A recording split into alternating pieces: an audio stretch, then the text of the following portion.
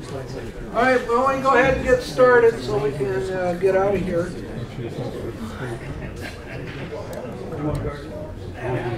Hey, how'd everybody like the pizza? Yay, thank you. You want to do this again more and more? Well, some of you came but didn't eat any pizza. It was pretty good. So, I know Bob bought them. And Denny's hauled them. I think we still have some sodas and stuff in the ice chest. Yeah. So if anybody wants to grab anything, you know, like a drink or something, you know, you can get it, you know, at the end of the meeting. And you can have stuff in here. It's not like the auditorium over there at the Cultural Center where you couldn't have anything. So you can do that. Okay, for those of you that don't know what's going on, this is the March Aero Club safety meeting, and this is for August 2015. My name is Roger Mann. I'm the, I started to say clearing official, the safety officer. And John Law over here, he's the chief pilot. And we've got Bob Pierce, who's the manager. And let's see who, well, we got Fred Zoltz over here, who's a former manager. And yeah, he left, you know. And a few other people in here we got. Okay. All right. Usually what we do is that we start out introducing people and doing that so that we can kind of get familiar. I know we got some new people in here. Don't try to hide because all you need to do is just stand up and introduce yourself and who you are and why you're here in the club and all that kind of stuff. And very simple. We're a club. We like to get along with everybody, and that way people can come up to you afterwards and introduce themselves to you. So, go ahead. How you doing? I'm Gallo. I'm a retired Marine Major. Okay. I actually started trying to fly in 1989, but then life got in the way and everything. So now, fast forward 26 years later, and now I'm here. Just want to learn to get my private pilot's license. Good. Okay, who else we got that's new? My name's Ken James, and I'm not a pilot, but I'm trying to learn how to fly. Been up a few times in Piper, Cessna 172, and I like being up there, so getting away from all of this, you know, sometimes break traveling and, you know, on just the idea of being able to go from one place to another without all the hassles of the airport is, you know, and all those other headaches. Yeah.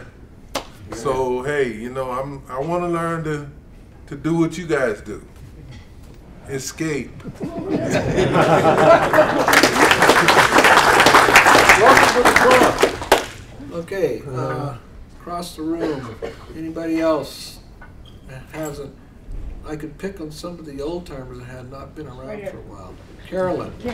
Carolyn Usher. I'm from San Bernardino. I'm a private pilot, and I want to transition to a high power, possibly even a complex airplane. I looked around for a lot of clubs, and a lot of them are just go sit on the front porch and watch the airplanes go up and down. I wanted to get active, and I hope this is it. And it seems like it is. You guys are really nice. Thank you. We don't rent any Pilatuses in our outfit. No, I wish we did. You know, the Pilatuses are a little too close to us there, and I wish I could say that we could rent those things. But and John over there is like would love to. I know that. Yeah. Okay. Did we get you guys? You tortured me last trip. Yeah. Really? I don't know. Does anybody remember who he is? Yeah. Well, anybody that was an air policeman, you know, it's got to be a good guy. Yeah. Okay. Let's see. Yes. All right, I'm a retread. I'm Lauren Millhill. I was here. I haven't said hi to Fred. It's been a while, Fred. Good to see you. Yeah. And you came Anyway, back? what's that? I came back, yeah. So glad to be here. Shoot, I was here in 90. I'm gonna age 93 or 94, something like that. So I was here for a couple of years, I guess. So it was a great experience as an instructor way back then, and so it kind of come in full circle, and I'm glad to be back. So.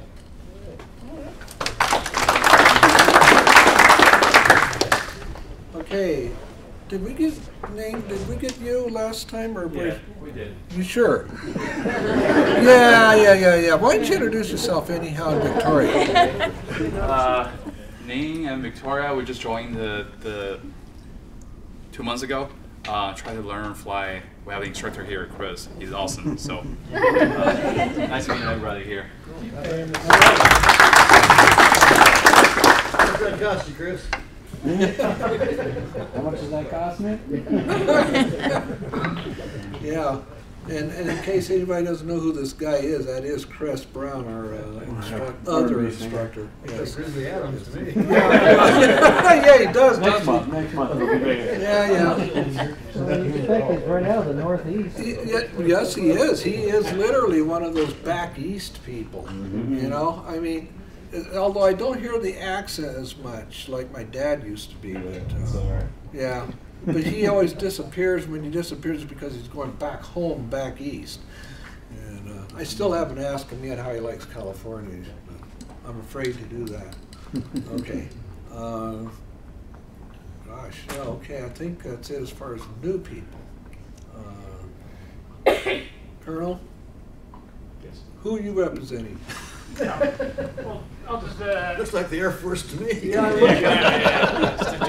just Mike Goyette. I'm in the safety office here. I guess Bill Edelman usually sometimes comes to these meetings, or Dave Cody. Bill and Dave, yeah. Yeah, Dave Cody's going over to the Guard. Oh, is he really? I know some people like the Guard. So if you see him around, he's going to be a Predator pilot. And like I said, Bill's on a good deal trip, so I'm here in his stead. So. Okay. All right. All right. Thank you. I suspected you were a safety officer, but I just, I've known Bill. Yeah. I've known Bill for, probably 20 plus years. We used to fly together in the C-141. Does anybody know what that airplane is? C-141? Okay. Okay. Yes, here we go again. Yeah, Gavin has flown the 141, so watch out. He might turn around and slap you one. Okay, all right, well, what we do is here, and this includes Air Force. This doesn't just mean Aero Club. This can be anybody. Airline pilots out here too can also, if you've have upgraded to to captain from first officer, or if you've been if you're a new aircraft commander, or hopefully you're not new, but or has anybody gotten violated by the FAA lately or anything like that? Heard people get violated lately. Yeah. Wouldn't tell you anyways. Yeah. I had a colonoscopy. Does that count? No. Well, unless it was by the FAA. Done by the FAA. Yeah, done by the FAA. Yes. Yeah. And Christopher Brown, he's got a job flying these sterile med flies, dropping them out of the airplane, and he loves his job. I can tell. Oh, it's so much fun flying grid lines, especially with the hotter the better. Yeah. Oh, yeah. 108 degrees. No air conditioning. No air conditioning. That's good. Hotter Well, blowing on you. see, it's I just always say like just wind down the window and drive like hell. Yeah, exactly. Okay, experiences. This is where we get to hear some little stories. Let's see. We could, I don't know if there's anything you could add to your story about your, George, where's George? Where'd he sit? Yeah, He's back at the bulkhead in the rear. yeah, way in the bulkhead, yeah. Yeah. I have a couple of incidents I can share with you. All right. I know, I love your Fallbrook and Ramon. We had 182 go off the runway, and one of the most experienced pilots on the airport had owned that beautiful 182 for 40 years, and he just came in there and on the rollout, just missed the taxiway and went off into the bushes, to that color spot, the flower patch down there. Yeah. Of course, the workers were surprised when they looked back. See, there's a 182 barreling down on it. And of course, he had good answers. I don't know and I don't remember. And I'm sticking to it. Just one of the, just a 3-blade prop, and one blade was bent. So other than that, you look at the airplane, you couldn't even tell that anything had happened to it. And, Ramona, Saturday we had a near miss. So one was coming on right base from the north, and another one coming left base from the south. And they, even though you are under control of ATC, you have to watch it. Really a near miss. So when you're out there flying, even if you're under control of the tower, you just have to be on the lookout for other airplanes. So who was the idiot? He has a control part. Controller, huh? One pilot saw it, the other never even saw the other airplane. That's scary. Yeah. Yeah, scary. Like Brownfield. Yeah, Brownfield. Brownfield, yeah. Yeah. Yeah, that's kind of a bad stuff. Anybody else? And Riverside. In the last 4 weeks, there's been numerous GA accidents. The rate has just been enormous throughout the U.S. So you guys got to keep your eyes and ears open, I should say. Look out the windows, make sure you got, because GA accidents are really on the increase. Not just in Southern California, but nationwide.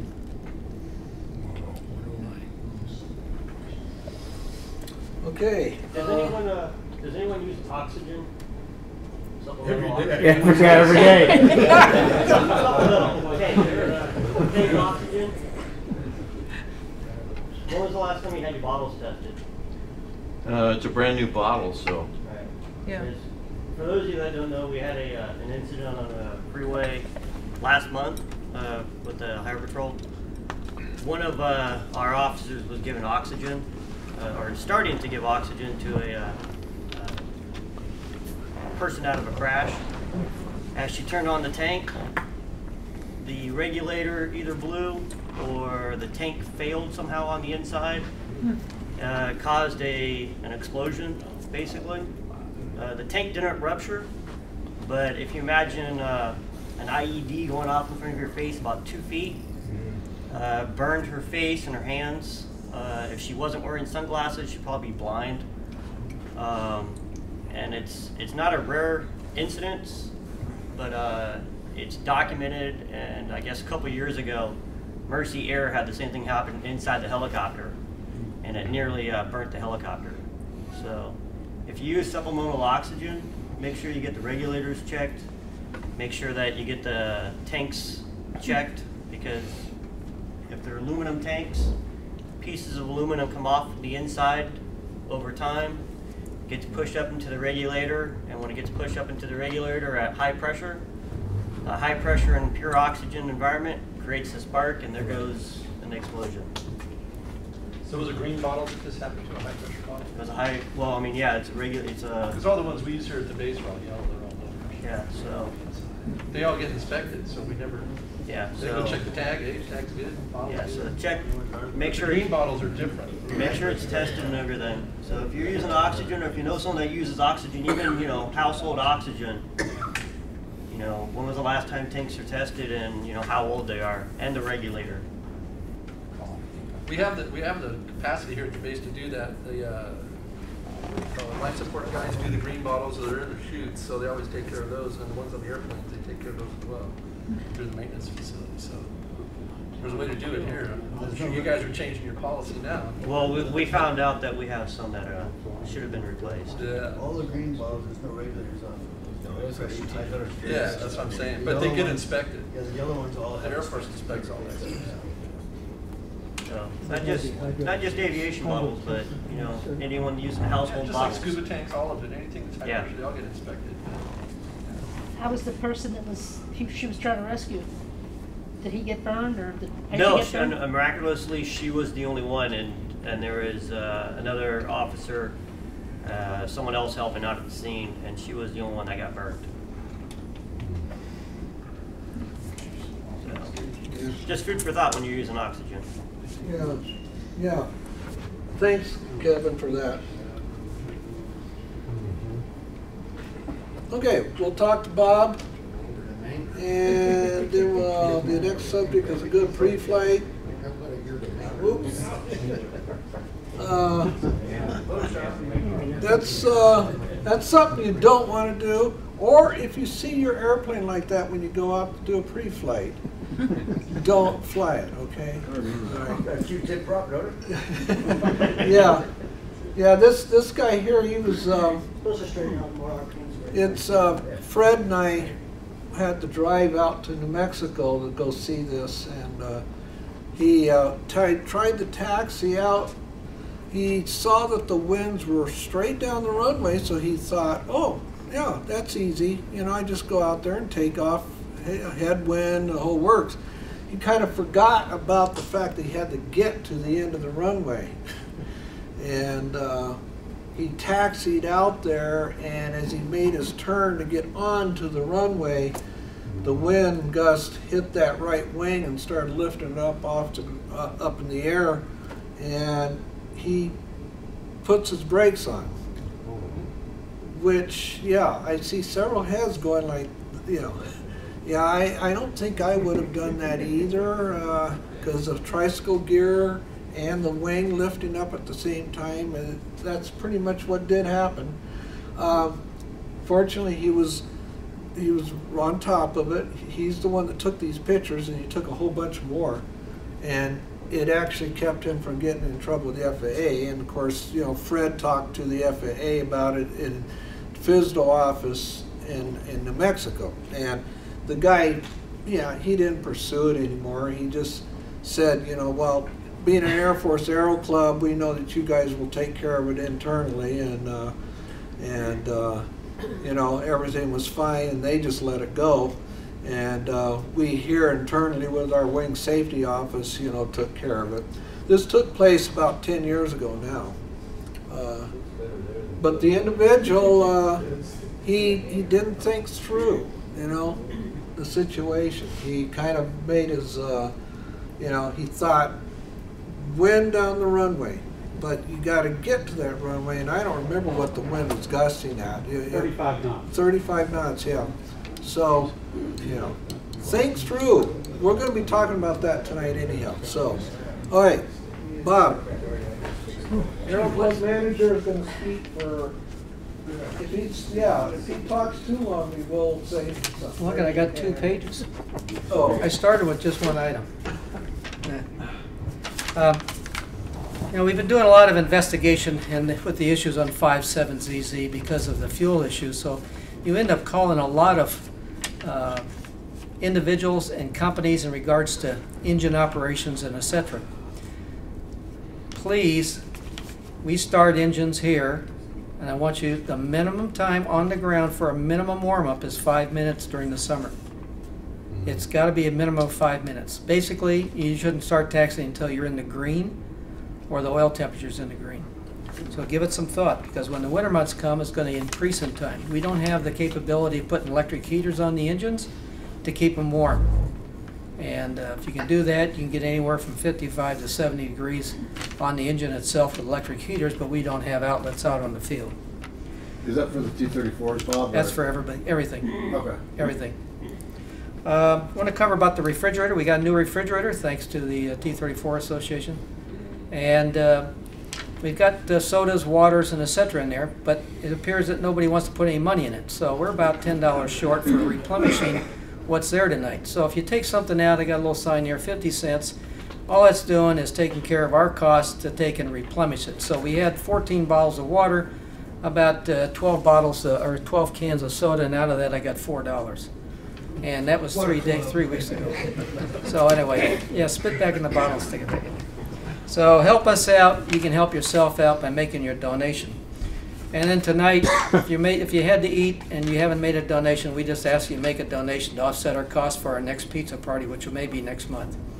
So see Roger, make your donation there.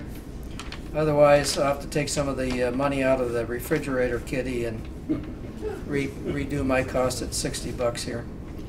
I'm going to cover maintenance updates. 5.6, we got to have 3 bids for the cylinders.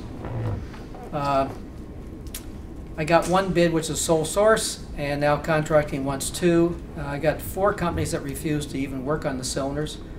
Continental does make a new cylinder at $1,300 a piece, roughly our cost, maybe a little bit more, $1,350. But the budget doesn't allow me to buy new ones. I can buy overhauled ones at about 900 bucks.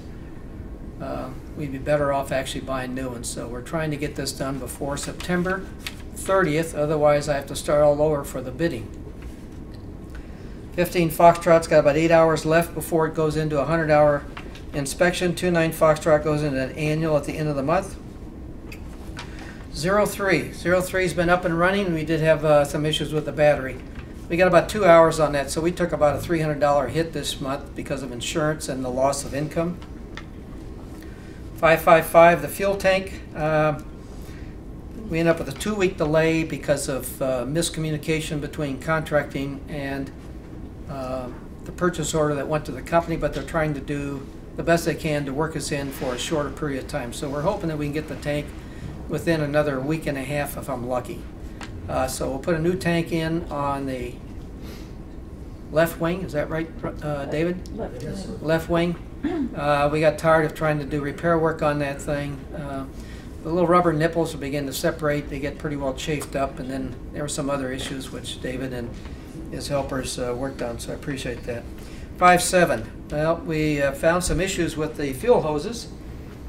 They seem like they're full of rubber. Out of 3 hoses that the shop worked on here at the base, they've been doing something wrong. So David corrected the one hose that I purchased and some fixtures out of my own pocket so we can get this thing going. Believe it or not, we hit 2625, which is the takeoff RPM instead of the 23. So we've got the RPM, except that we're still got a fuel issue in regards to whether it's rich or lean or where we are. So David's doing his research on that. Al Barone may come out and give him a hand. We're not sure, so as you bring back the mixture control after about an inch off the peak, the engine shuts down. So somewhere in between there, we got to find some linkage problems that are causing the issue. And then we'll put 10 hours on it. I basically have my pilot set up for that for 1-hour intervals to put some time on the engine, take some fuel samplings, and then we're going to turn it loose for the rental. So it'll be 10 hours. It'll be all test flights for the 10 hours to comply to make sure that engine lasts for a while. And then on the 182, I've got an RMI. David, I'm going to need some help on that. I need to find what kind of a model number it's on that RMI, the 182, and we'll get over to PSI and we'll get it replaced with a rebuilt one. So that's for maintenance, and I appreciate you guys' help, and have a great night.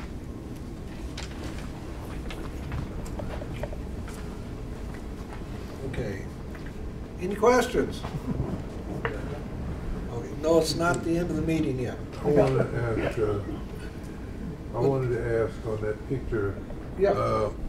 What I have no idea, but what could you do possibly to prevent from having that experience? Yes. Well, the first thing you should have done is when you saw the wind speeds don't even go at all. We have wind limitations here, and he exceeded the wind limitations. Oh, okay. Yeah, it was well past the wind limitations for that airplane anyhow.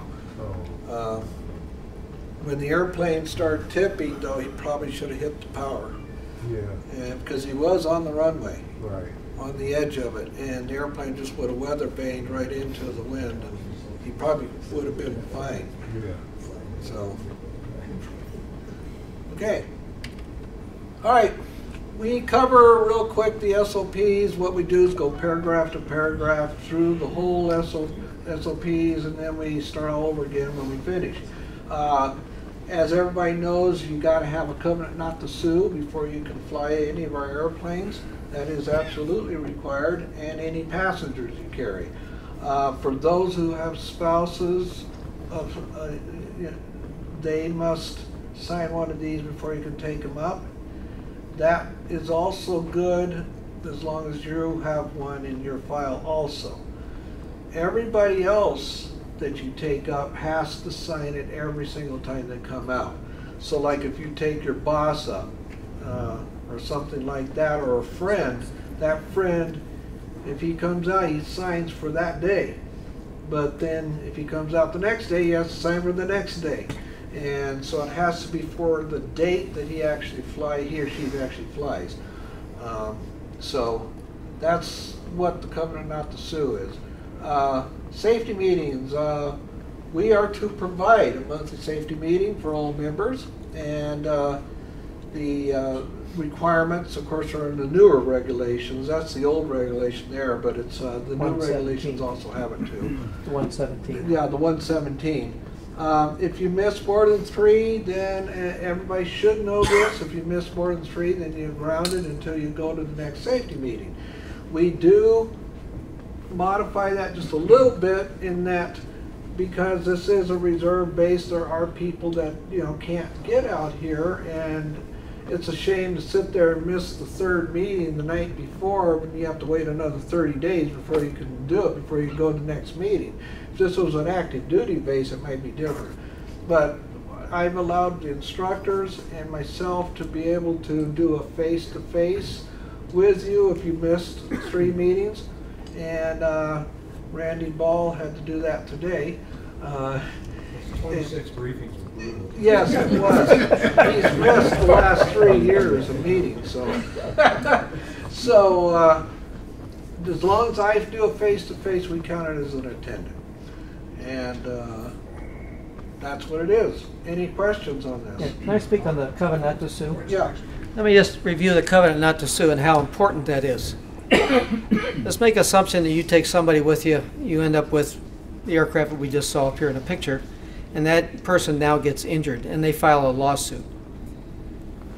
Do you think they're going to win? No way. And that's happened before with other Aero clubs where the individual did not get a covenant not to sue. They tried to sue and everybody lost except for the Air Force. They won. So Felix out of Randolph has done a very good job in regards to what's been written for this thing. So it's for protection for everybody because you're the next in line to be sued, not the Aero Club. It goes to the pilot. And with them signing this, you've protected yourself also. Just give it some thought. Okay. Let's get to the nitty-gritty of the safety meeting. Okay, what we're going to be talking about tonight is basically what is a good pre-flight. We kind of covered this in November too, but today we're just going to kind of go over this. The obstacles to a good pre-flight is complacency, or I don't know what I'm looking at, or the hurry-up syndrome. Complacency, familiarity, that's oftentimes what brings that up. I've done this 1,000 times before on the same airplane. It becomes a routine, and also you have loss of interest. When I was flying for the Air Force, I used to see that quite often. You get the guy who's been flying for 25 years and is a lieutenant colonel, and they're like, I've got retirement coming, it's I've actually seen that with the pilot one time. It was when I first came into flying. This guy, it was his last day, and he could hardly wait to get out of that airplane. He was an IP, and he completely, just totally ignored everything that was going on around him. And my instructor, he was so angry at this guy. Yeah, I mean, it was like, you still do your job, even if it's your last day. So, anyhow, complacency, that's one of the things that becomes a problem when you're doing not only a pre-flight, but just flying an airplane, of course. Tonight the subject is a pre-flight. I don't know what I'm looking at. Well, complacency can play in that, okay? There are a lot of things that can change on an airplane, not so much in our airplanes. Air Force does sometimes have changes, and then people just, complacency, they don't read up on the latest change. For our airplanes, you know, we have people that might come out and just not really have ever known exactly what they were looking at. And never, you know, never did learn. And of course you got a student who's new, and that can be expected. There are some things maybe a student has not learned, although if John is doing his job right, and Chris, that shouldn't be a case, but that isn't always the case, especially when you go to a new airplane. An airplane that you're just, you know, you upgrade to the 182 out of the T-34 or the T-41s, or go into the T-34. That's why I like to send people to see Fred and have him do the ground training, because Fred will make sure that you cover every ounce of that airplane. I mean every single thing that's on that airplane. Okay, hurry up syndrome. NASA found, when they did extensive research, and I've got the paper on this, it's very involved, but the bottom line was that they found that the pre-flight and the taxi out to the runway was the two places where, if you're in a big hurry to go someplace, that's the places where you're going to make an error. The pre-flight itself may not be an error where it's obvious, but it may show up down the road later on, if you know what I mean by that. In other words, it builds up if you miss something, and then later on something goes wrong and you miss that part of the pre-flight. The best tool to combat that, of course, is a good checklist discipline. And also, we talked about this before in this meeting, is that if the checklist is interrupted, go back to the beginning and start all over again. Those were some of the things they found that were wrong with it. Okay, what does a good pre-flight look like? Using the proper checklist for your airplane and reading it. There's a couple of philosophies on checklists. Some airlines and Air Force used to teach some items you used to memorize, and then you just covered it on your went back to the checklist and covered it. Some airlines teach their pilots to do that too. I don't know if American Airlines did that. Checklist only. Yeah. Air Force though wants you to have checklists, period. You have the checklist in front of you, you read item per item. Like I said, there were some components. I know in the 141, the fuel panel check, that was to be committed to memory. But everything else had to be item per item.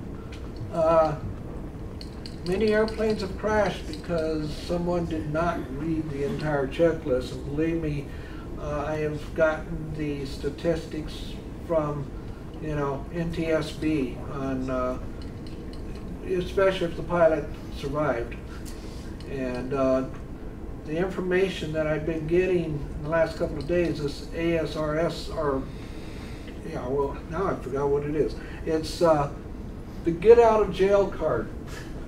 You know what that is? Most everybody. Okay, the results from those things turned in is where NASA gets their major investigations on why there's aircraft accidents. This thing about the get home-itis thing, or the hurry syndrome, that came directly from pilots turning in those get out of jail card things. They did major part of their research off of those, and they're finding out that this program is really, really working because of the fact that these are guys that are fessing up to being guilty of something so that they don't get in trouble with the FAA, of course, but that's the whole point. If you get that thing in on time, the FAA will not violate you, unless, of course, you kill somebody. Then that's, you know, all bets are off. But you ought to see them. I mean, you go on site and look it up. And I'm telling you, it's just incredible some of the things that people have done. And what they could have done if they had done the right thing. And they actually have one that comes out about every third one, I think, that comes out. It's called What Would You Do? We've done it in this safety meeting where I've actually had them up there, read the scenario to you, and then asked what would you have done in this situation. And the second half of the story is what that pilot did and his shortcomings as to what he did.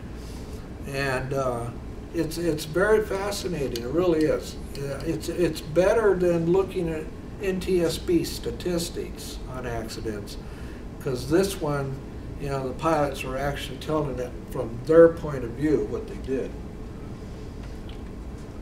Okay, other sensible senses, take a big picture.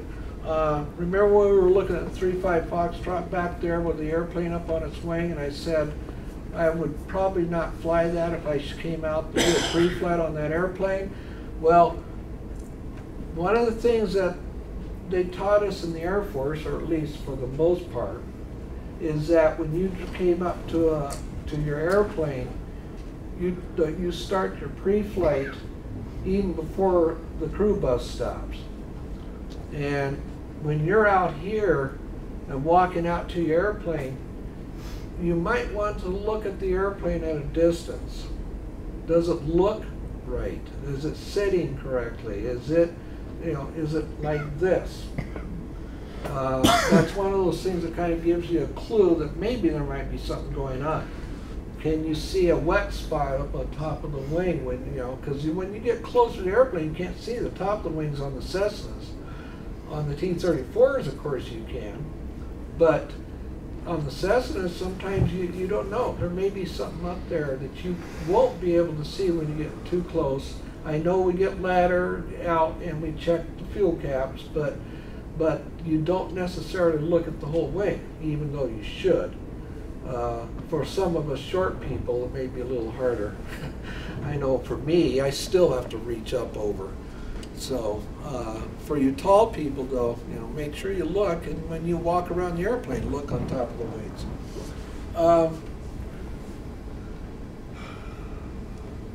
Any questions so far? Okay, look at the cylinder head and crankcase for cracks. We've had several people find things, you know, in these airplanes. Just look around the whole, you know, I know you can't see a whole lot. On the T-34s, I know you guys open up the whole cowling and you can look right into the engine. On the Cessna's a little bit harder. So what you have to do is just kind of look through the nose where the air comes into the cylinders. Just look inside of there. How many have ever found a bird nest in there? I have. That was when Fred was still manager. That was the straw that broke the camel's back. He said, I've had it, I'm done. Birds out here are a problem. That's why we have a bird person out here. And they like to build nests. And I don't know if the C-17 is having any problems or KC-135, but I know the C-141 used to have, they love building nests up in the T-tail. And you could tell when you walk out to the airplane, you'd see these birds flying back and forth to the T-tail. So look for stuff like that. We had a bee infestation one time on 1-5 Foxtrot. Somebody came out there and said, there's a whole bunch of bees out here. Sure enough, they were building a nest on the fuselage of the airplane. And we actually had to call animal control out to come out, or the bee people come out and take care of that problem. And needless to say, the guy didn't fly the airplane. It's full of wax. You should use a razor blade to peel it off. Yeah, right, yeah. Okay, if you need more than usual oil, it might be a good idea to look how much oil was added previously. Which brings up another point. We are having some problems with that. The amount of oil that I'm showing being used doesn't equal the amount of oil cans that I'm seeing in the oil can thing where you're throwing the empty bottles. There's more bottles in there than what I'm showing as oil being put in the airplanes. It's an ongoing problem. We need to know how much oil you're putting in the airplanes. That's something I know the T-34 guys are doing fairly well with that. Every time we send a soap sample in for an oil analysis, if we don't have how much oil was put into that aircraft, you're really not getting a good reading out of it. Yeah. Yeah, please, please, please. Oh yeah, the other thing too, if you put only half a quart in, go ahead and log it as 1. Just put down 1, don't put 0.5. Just put 1 quart. That way, because that's the way I end up recording it that way anyhow. So, I know Whiskey Papa has been using some oil, but it's actually, I think it's pretty normal. But it uses more oil than some of the other airplanes. So why don't you log for the second half quart out of the same bottle? Second half, well, actually I haven't seen, I've only seen 1 or 0.5. I haven't seen 1.5. No, you put in half a quart. Yeah. Put it. I see. I see. Yeah, And a well, day later, yeah, you do it as 1, the next one too. Should we really be servicing anything that's only half a quart down? Not the T-34. Yeah. Put it all in. I mean, it's you know, the way we did it in the Air Force is we did it as whole quarts. Even if we put a half in. Now, we were trying to do a system, an experiment where we actually measured it with a thing that actually measured it, but that didn't go over too well. So they just went back to just putting oil in the engine. But yeah, just do it that way. And if you have any questions about it, I mean, you know, come in and ask, and we'll, you know, we can talk about it too, on how you record it. Go ahead and do what you do, you know, what you're doing with the airplane. But I mean, if you put like, you know, 2.5 quarts in, you know, well, you know, just, you know, come in and let us know that that's what you've done, you know, and we'll just talk about as far as how we're going to record it. I'm the one that ends up recording the actual amount that was put in anyhow.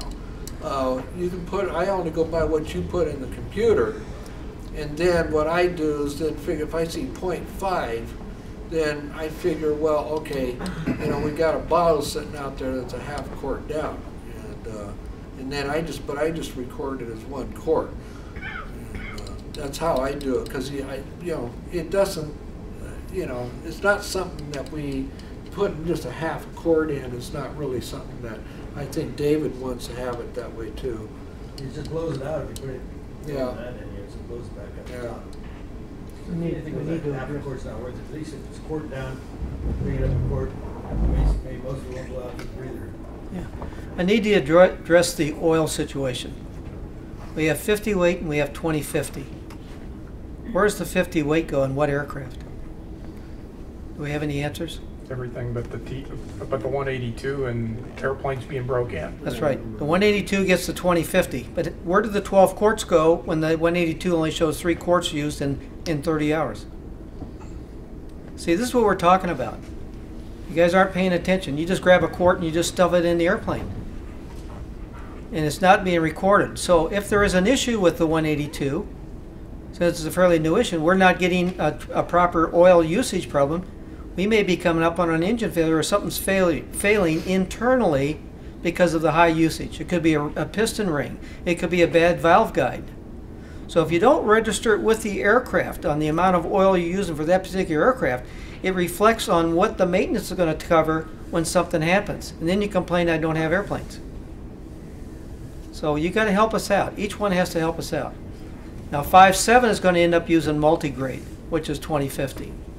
And so there will be 2 aircraft then using the multigrade once the mineral oil is finished on 5.7's engine. So we'll be using 2050 and 5.7 in the 182, 864. And those will be the only differences with those 2 aircraft. Both will be using multigrade. Everything else is 50 weight. So please help us out. Thank you. Just make sure where you grab it out of the cabinet, take a good look and make sure you get the right quarts. Not putting the 5100 in the 182 or something like that. We used to label them. Are they still labeled? Yep. It's labeled. Tommy passed away. I haven't looked into it. Yeah. No, I just fixed it yesterday, and it's labeled. It says 1550, but we're using 2050. But did it say which airplanes get that oil? Well, I'll say 182 1550, which is used to be Aero shell, but Aero shell got so expensive we went to Phillips, and Phillips is a good oil. It's basically the same viscosity, blends, and anti-rust oil that's being used, except the tag just says 1550. It'll say Aero shell 1550, and then the rest on the other side says 50 weight. So how often do you guys check on that stuff, Rob? What do you mean, Weekly Ward? thing? And how do we check what, Ward? I mean, if you're having issues with the oil, do you need to check it daily, or do you start checking it weekly? Well, we rely upon the individuals to be honest with us and do it. I mean, I hate to be a police officer. That's not my job. And we're all pilots, and we have to take and be cognizant of what our responsibilities are. So to do it right, you need to take and log the oil being used for that airplane. And when is the best time to check the oil usage?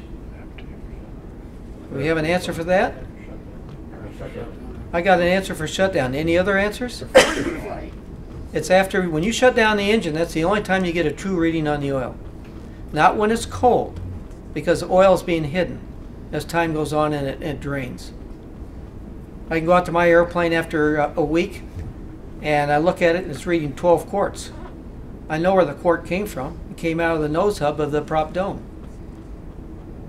That doesn't mean I have 12 quarts in the crankcase, because when I start up and shut it down to check it again, I'm about 10.5 where I want to be. Isn't that part of the pre-flight checklist? Check the oil? It's checking the oil, but it's not giving you a true reading. So it says I'm a quart low, so I add a quart to it. Then when it gets hot, it comes out of the hidden spots, and next thing you know, we're overflowing. And you have a wet sump in your If you can't find any on an oil stick, that means I wouldn't fly it.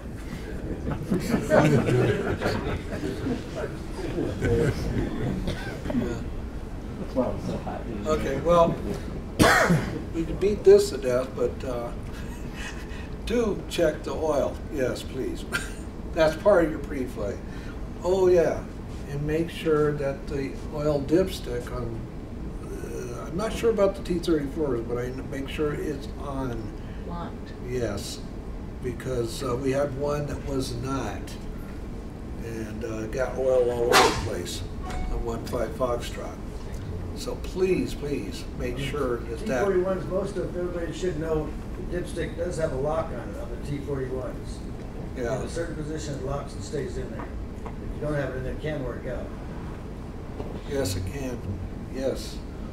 And there are incidences that have taken place where people in other places have lost oil, and totally lost oil out of it. Okay, here's just some of the places on the airplanes that you want to look at to check.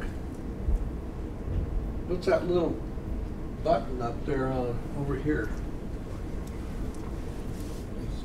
Warning. Oh, warning. The bug detector. Something get in there? Bugs? Yeah. And then, of course, there's a big gaping hole on the elevator in the back.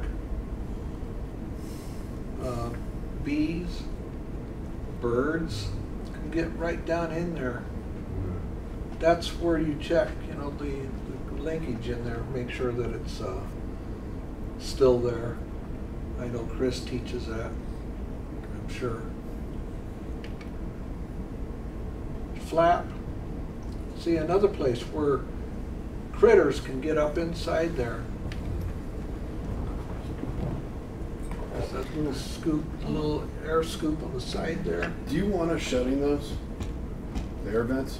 After we fly? Because I've been leaving it open because it's been so hot lately. Yeah. You know, there isn't really, we've never really had a policy. I don't know if Fred had a policy on that or not before. As much as we fly them, it shouldn't bother too much. The only time it sits for a long time, the vents open, we get bees in there and stuff like that start crawling. Yeah. Mm-hmm. There's the nose. can look up inside. You got the filter right down here. See if it's clean. T-34 is around here. You know, that sits out there. Believe it or not, there's been reports, not so much us, but reports of animals getting up in there trying to keep warm during the winter time. Probably don't have to worry about that now, but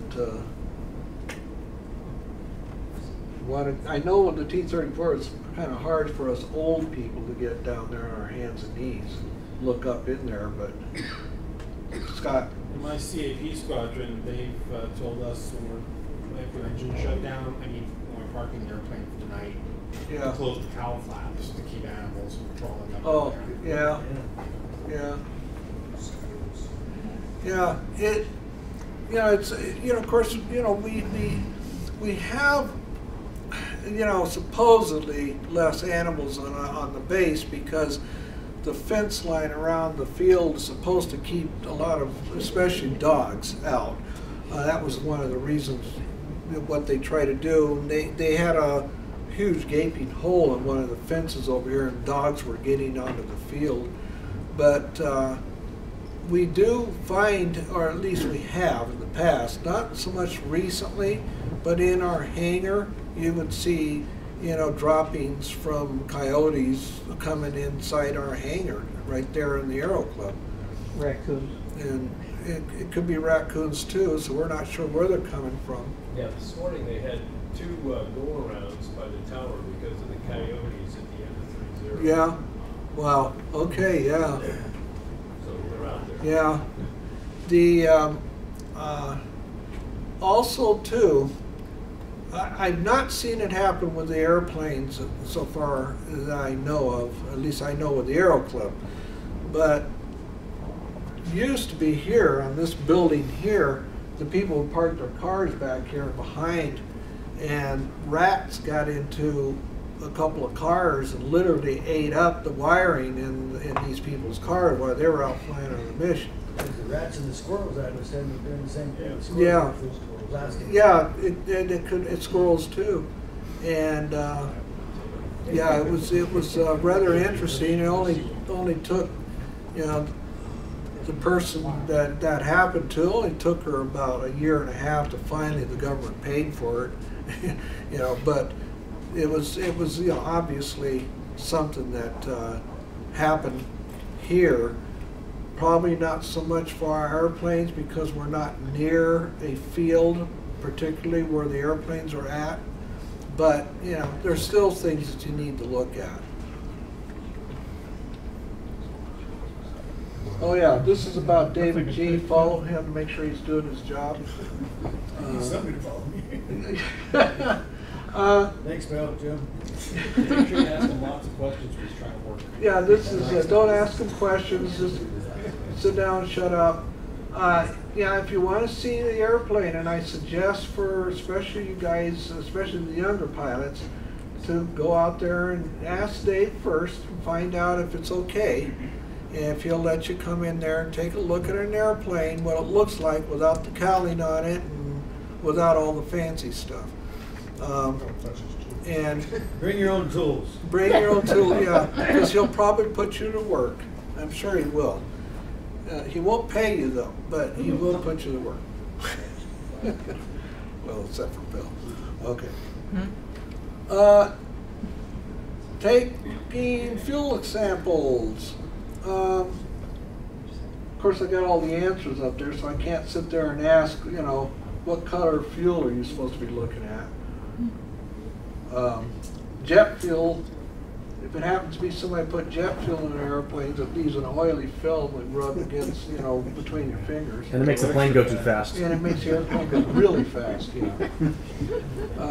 You may find green sometime too. Yeah, and green, yeah. 87 octane. Oh, yeah. Looking for water, of course, that's one of the main things you're doing.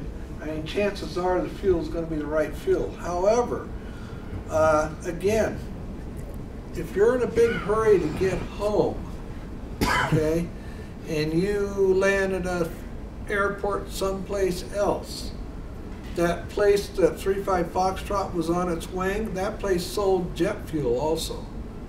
Even though it was a small airport, they have jets that land there because they don't want to go into Albuquerque, and biz jets will land there, and they have jet fuel. So, you know, what if this guy accidentally put jet fuel in the airplane, you know? Yeah. So, you know, that's one of those kind of things you need, you know, so if you happen to be in a big hurry and not decide to check it, you might have a problem, let alone contamination. And I could tell you stories after stories about the 141 contamination. Let's see. Use full, oh yeah, this is the thumb thing. Use full defections when you're out there checking your flight controls. Grab the yoke and stick with the thumbs or thumb up. Rotating the yoke or moving the stick, the thumb will point to the aileron that is defected up. When the wind is blowing, you know, you got a crosswind or something like that, of course, you know, you got to move your controls differently than you would when the plane is going down the runway, right? Yeah, a little bit different. And you have to think about it. Think about where the wind's coming from and how the wing is going to react. So, you know, you want to make sure that the wind is pushing the airplane down. So think about how you're going to want your ailerons to be, or your elevator, because you want to keep the plane from going up. You want it to go down. That's one way to think of it. T-41 special attention, always check the fuel caps, of course. Use a step ladder. Don't try stepping up on the side of the airplane. I know that some airplanes have that little neat little nifty step on the side of the airplane. We don't. You want it later or ladder? Huh? You want it later or ladder? Well, later. We want a step later. Okay. The ladder comes in before that. Okay. Oh, later? Later. Comes in later, I thought. It's a later ladder, yes. Check to see that they're snug and seated properly. And that goes for both airplanes, T-34 and T-41s. And know your airplane. I mean, absolutely know your airplane. I've said this 1,000 times in this meeting. Know what your airplane, know everything you can about it. And for those who want to fly the T-34, and I send you to Fred to teach the class, you better sit down and pay attention. Well, he's going to make sure you pay attention anyhow. But I guarantee you won't fall asleep. So, okay. Any questions? In case I didn't cover it before, it's summertime. We just got through with a week of 110, 112, some people said 116 in some places. Density altitude, okay? I know I haven't talked about this before, and for those of you who sit in here know that that's the biggest lie ever. I've been talking nothing but about it for the last 3 months. Density altitude, performance, density altitude, climb out, degrades, watch your temperatures. Don't go up to Big Bear and throw all your, thousands of fish that you caught in the lake up there and throw it in the back of the airplane and refuel. I wouldn't even go to Big Bear now at all, except early in the morning. Yeah. Yeah, Bill Sunday. flew up there this weekend. Sunday. And got up there at 7 o'clock and ate at the restaurant. They were the first customers in the restaurant and left before it got hot. What do they call them density, Bill? Curiosity. It was over 9,000 feet. Wasn't it? Yeah, it was 9,000. 9,000 something. Yeah. At 7 o'clock. That's that high and that early too, huh? At 7, Yeah. yeah. Out here, it can be We're at 3, 4,500 4, five. yeah, 4,000 Yeah. feet out here, just Yeah, or the other day it was 1,500 like feet. 3,200. What's that? The other day it was like 3,200. 3,200, yeah. Yeah, so please, you know, pay attention to it. I know we got a long runway out here, but runway 30 is about 3,000 feet long. But if you have any doubt whatsoever, then use 32. Ask the tower if I can use 32. It, you know, and then don't go over to Hammond. Or you can do touch and goes, but and then there's the Koch chart, which I suggest that you have it with you. It gives the percentage increase of your takeoff and percent decrease in climb rate. And it's a quick way to check it. Of course, you got to know what your distance for takeoff is out of your airplane's charts. And then you apply this to it. Okay, any questions? Okay, we ran a little late, but that's because we had pizza tonight. And I hope everybody had fun. Pizza.